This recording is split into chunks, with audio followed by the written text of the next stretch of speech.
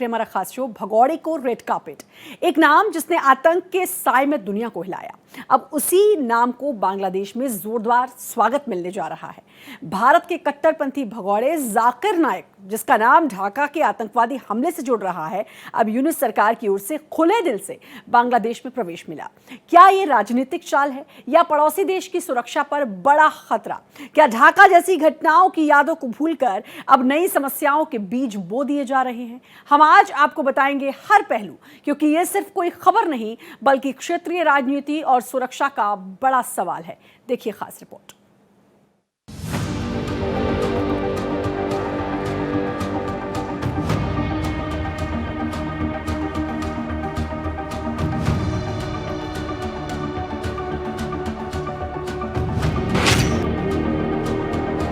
जाकिर नाइक बनेगा मेहमाने खास।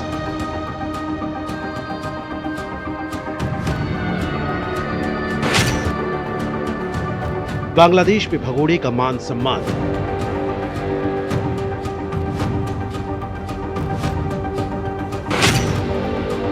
भारत का भगोड़ा ढाका का मेहमान।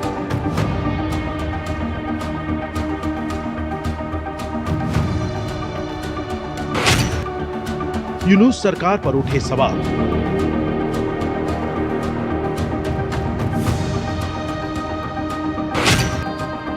आतंकी साए में सियासत।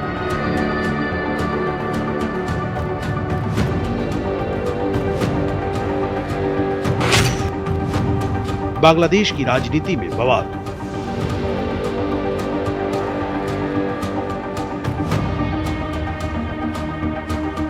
कट्टरता के रास्ते पर चली एक सोच, और उसी सोच को अब बांग्लादेश में मिल रहा है red carpet welcome. Zakir Naik को ये वो नाम जो कभी ढाका आतंकी हमले में सामने आया था, आज उसी धरती पर मेहमाने खास बनकर कदम रखने वाला है। यानी ढाका अब उस शख्स के लिए दरवाजे खोल रहा है जिसका नाम ढाका आतंकी हमले से भी जुड़ चुका है। बांग्लादेश की नई सरकार ने शेख हसीना के कई फैसले पलट दिए हैं, उन नीतियों को भी जिन्होंने भारत और बांग्लादेश के बीच भरोसे की बुनियाद रखी थी। बांग्लादेश सरकार ने जाकिर नाइक की बांग्लादेश यात्रा को मंजूरी दे दी है। जाकिर नाइक पहली बार बांग्लादेश आएगा और लगभग 1 महीने तक वो पूरे देश में घूमेगा। ये वही जाकिर नाइक है जिसे भारत ने भगोड़ा घोषित किया था, जिस पर युवाओं को उकसाने, कट्टरपंथ फैलाने और आतंक को वैचारिक सहारा देने के आरोप हैं। और अब वही व्यक्ति यूनुस सरकार के मेहमान के तौर पर ढाका पहुंचने वाला है। जानकारी के मुताबिक 28 नवंबर से 20 दिसंबर 2025 तक जाकिर नाइक बांग्लादेश में होगा। इस दौरान वो जगह जगह उपदेश और भाषण देगा। बता दें, यूनुस सरकार का यह कदम पिछली शेख हसीना सरकार की नीतियों से बिल्कुल उलट है। शेख हसीना की सरकार ने जुलाई 2016 में ढाका के होली आर्टिसन बेकरी में हुए आतंकी हमले के बाद जाकिर नाइक के चैनल पीस टीवी पर बैन लगा दिया था। जाकिर पर आरोप लगा था कि ढाका के हमलावर उसी का यूट्यूब वीडियो देखकर आतंकवाद के रास्ते पर चल पड़े।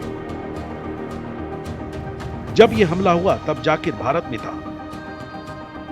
हमले के बाद जब टीवी मीडिया में उसका नाम आया तो वो देश छोड़कर भाग निकला। तब से जाकिर फरार है और भारत में उस पर हेट स्पीच और सांप्रदायिक अशांति फैलाने के आरोप हैं।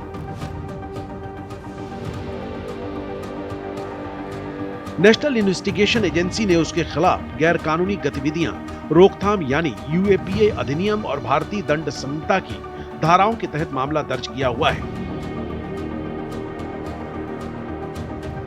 बता दें, जाकिर नाइक फिलहाल मलेशिया में रह रहा है। यहीं से वो पूरी दुनिया में घूमता रहता है। एक रिपोर्ट के मुताबिक भारत ने मलेशिया से बार बार उसके प्रत्यर्पण की मांग की है, लेकिन अब तक मलेशिया ने कोई कार्रवाई नहीं की है।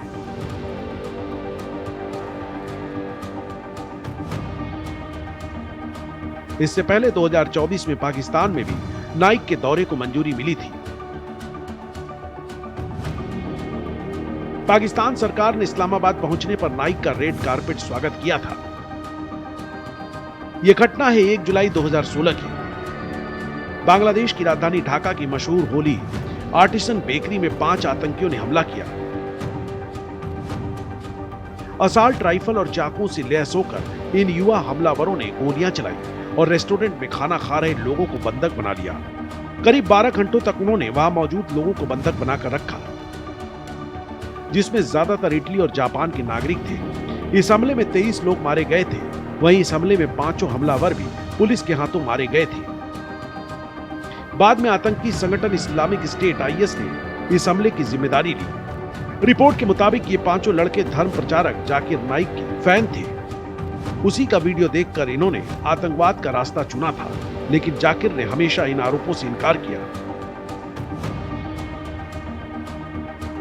इस मामले में नाम सामने आने की कुछ ही देर बाद नाइक भारत से निकल गया और तब से फरार घोषित है।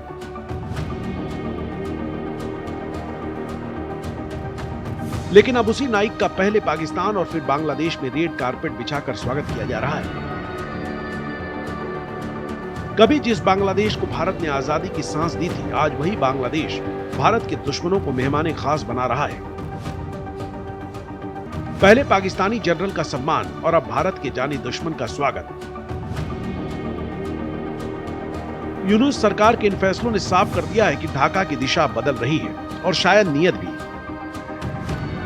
शेख हसीना के दौरे में जो रिश्ते भरोसे पर टिके थे, वो अब राजनीति और पड़ोसी दबावों के बोझ तले हिलने लगे हैं।